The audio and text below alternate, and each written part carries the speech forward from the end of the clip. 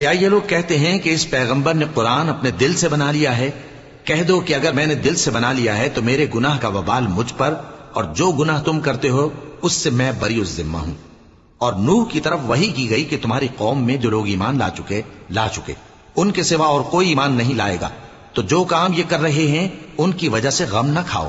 اور ایک کشتی ہمارے حکم سے ہمارے سامنے بناؤ، اور جو لوگ ظالم ہیں ان کے بارے میں مجھ سے کچھ نہ کہنا، کیونکہ وہ ضرور غرق کر دیے جائیں گے۔ اور نوح نے کشتی بنانا شروع کر دی، اور جب ان کی قوم کے سردار ان کے پاس سے گزرتے تو ان سے تمسخر کرتے۔ وہ کہتے کہ اگر تم ہم سے تمسخر کرتے ہو تو جس طرح تم ہم سے تمسخر کرتے ہو اسی طرح ایک وقت ہم بھی تم سے تمسخر کریں گے، اور تم کو جلد معلوم ہو جائے گا کہ کس پر عذاب آتا ہے جو اسے رسوا کرے گا، اور کس پر ہمیشہ کا عذاب نازل ہوتا ہے۔ یہاں تک کہ جب ہمارا حکم آ پہنچا اور تنور جوش مارنے لگا تو ہم نے نوح کو حکم دیا کہ ہر قسم کے پالتو جانوروں میں سے